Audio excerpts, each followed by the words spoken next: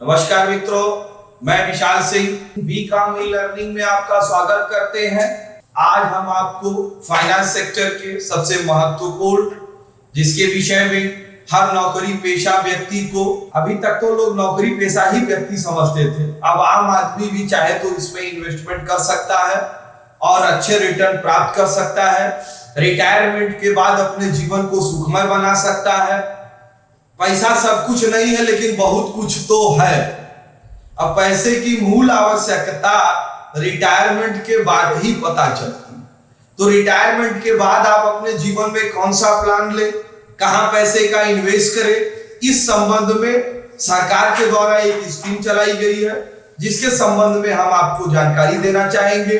मेरा आपसे विनम्र अनुरोध है कि आप मेरे इस चैनल को लाइक, सब्सक्राइब एंड शेयर करें, जिससे ज्यादा से ज्यादा लोग employ, government employ, non government employ, चाहे सेमी हो, स्टेट हो, सेंट्रल गवर्नमेंट हो, पब्लिक सेक्टर के एम्प्लॉय हो, प्राइवेट सेक्टर के एम्प्लॉय हो, या आप एग्रीकल्चर फंड्स घर भी बैठे हुए तो भी आप इसमें इन्वेस्टमेंट कर सकते हैं। ये स्कीम है नेशनल पेंशन स्कीम, एनपीएस।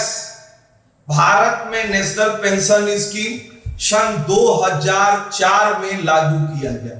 यह एक पेंशन रिफंड की संस्था है कि रिटायरमेंट के बाद आपको एक निश्चित धनराशि आपको मंथली के रूप में दी गई।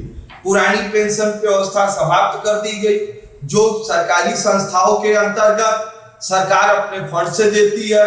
2005 के बाद जो भी गवर्नमेंट सेक्टर, सेमी गवर्नमेंट और स्टेट गवर्नमेंट में काम कर रहे हैं, वो सभी एम्प्लॉय एनपीएस के अंतर्गत आते हैं।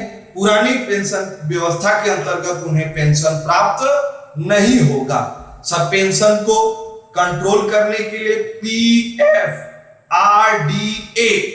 Pension fund regulatory development act के अंतर्गत इसकी स्थापना की गई, जो पेंशन स्कीम को संचालित करती है।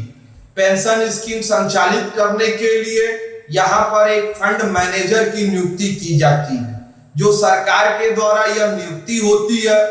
फंड मैनेजर आपके पैसे का इन्वेस्टमेंट करता है और कई जगह निवेश करके आपको एक प्रॉफिट देता है, जिसको टायर 2, टायर फर्स्ट है। वो डिटेल्स में आगे अभी आपको इस वीडियो में बताऊं। दूसरा हमारा इंपॉर्टेंट चीज, investment of the NPS. Fund manager आपके पैसे को कहां कहां इन्वेस्टमेंट करता है। पहला तो इक्विटी मार्केट, जहां पर वह मैक्सिमम प्रॉफिट प्राप्त करता है। सेकंड, आपको गवर्नमेंट बॉन्ड, सरकार द्वारा जो प्रतिभूतियां इशू की जाती है, उसमें निवेश करता है। कॉर्पोरेट सेक्टर, पब्लिक प्राइवेट कंपनियों में शेयर डिवेंचर के रूप में पैसे का निवेश करता है। चौथा ऑप्शन अल्टरनेटिव होता है, वह अपने विवेक पर कई संस्थाएं हैं जिसमें वो निवेश कर सकता है। Next, risk of the NPS. हाँ, एनपीएस में हमारे पैसे की थोड़ी सी रिस्क रहती है, जो फंड मैनेजर पे डिपेंड करता है, क्योंकि प्रॉफिट पर ही हमको अमाउंट रिटायरमेंट का होता है। पहला तो इक्विटी रिस्क। इक्विटी रिस्क में अगर मैक्सिमम प्रॉफिट पर लगाता है तो यहाँ रिस्क की संभावना ज्यादा रहती है। गवर्नमेंट बॉन्ड पे रिस्क की संभावना मिनिमम रहती है। कॉर्पोरेट बॉन्ड में मॉडरेट रिस्क, मार्केट के ऊपर डिपेंड करता है कि क्या स्थिति चलती है। अल्टरनेट में यह विवेक पर निर्भर करता है, वो मार्केट कंडीशन पे है। Up and down short term के लिए पैसा लगाया जाता है, जिसमें यह क्लियर होता है कि प्रॉफिट भी हो सकता है और लॉस भी हो सकता है। एनपीएस के इन्वेस्टमेंट सिस्टम के बाद अब हम आपको एनपीएस को दो भागों में विभाजित किया गया है। फर्स्ट हम कहेंगे टायर 1, सेकेंड है टायर 2। दोनों को डिटेल जानना जरूरी है, क्योंकि हम एम्प्लॉई हैं, हमारा पैसा कहां जा रहा है, हम किस स्कीम में लगा सकते हैं, ये हमें जानना जरूरी है। एनपीएस के विषय में यदि आप जानकारी प्राप्त करें, इसके मोबाइल ऐप्स हैं, वहां पे आप देख सकते हैं, इसकी वेबसाइट पे आप जाके देख सकते हैं, सारी चीजें वहां स्पष्ट दी गई। टायर फर्स्ट में पहला इसका प्लान है फुल्ली रिटायरमेंट प्लान। इसके जो भी पैसे आपको प्राप्त होंगे, या फुल्ली आप जब सेवानिवृत्त रिटायर होंगे 60 वर्ष की उम्र पर, 62 वर्ष की उम्र पर, 58 ईयर्स पर, 65 पर, उसके बाद यह पैसे आपको दे दिए।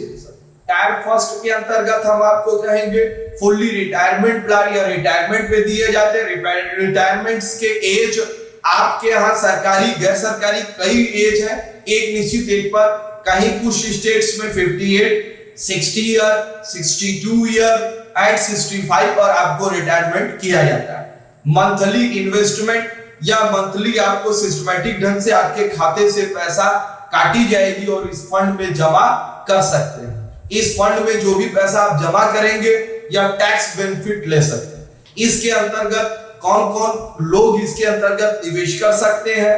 Central government, state government, semi state government, corporate जगत के लोग भी को, सेल्फ एम्प्लॉय इन पर्सन, स्वयं भी आप इस फंड में पैसा जमा कर सकते हैं। सेकंड आपको बताएंगे टायर 2। टायर 2 की फर्स्ट बात, पहले आपको टायर फर्स्ट में एनपीएस स्कीम लेना पड़ेगा, तब टायर 2 का आप ऑप्शन चूज कर सकते हैं।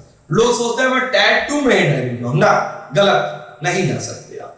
टायर फर्स्ट में एनपीएस की स्कीम आपको लेनी होगी, ऑप्शन के रूप में टायर 2 को आप चूज कर सकते हैं। टायर 2 के अंतर्गत मैं आपको बताना चाहता हूं, टायर फर्स्ट में आपको फुल्ली रिटायरमेंट प्लान है, टायर 2 के अंतर्गत फुल्ली रिटायरमेंट प्लान नहीं है। बीच में आप आवश्यकता पड़ने पर पैसे ले सकते हैं।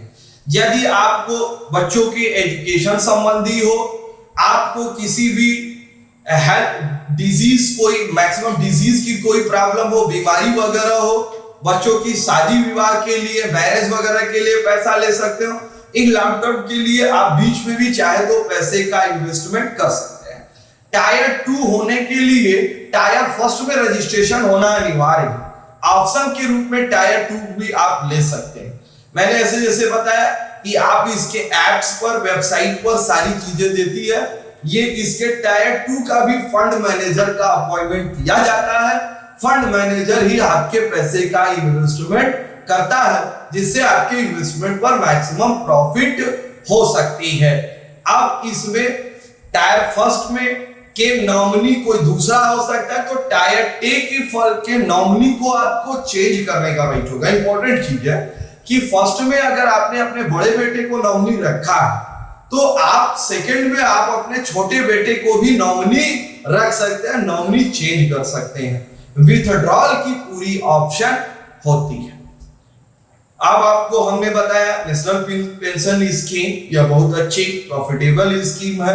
जो भी एम्प्लॉय है वो इसका फायदा ले सकते हैं। मैं आपसे कहना चाहता हूं, यदि आपको किसी भी चीज को, कोई भी चीजें समझने में दिक्कत होती हो या कोई सजेशन देना हो, तो कमेंट बॉक्स में दे सकते हैं। आपसे विनम्र अनुरोध है, कोई भी व्यक्ति एनपीएस में खाता खोल सकता है, रिटायरमेंट पर बेनिफिट है। इसकी जानकारी आप ज्यादा से ज्यादा लोगों में भेजें, जिसके लिए मेरा channel like, subscribe and share करें। धन्यवाद।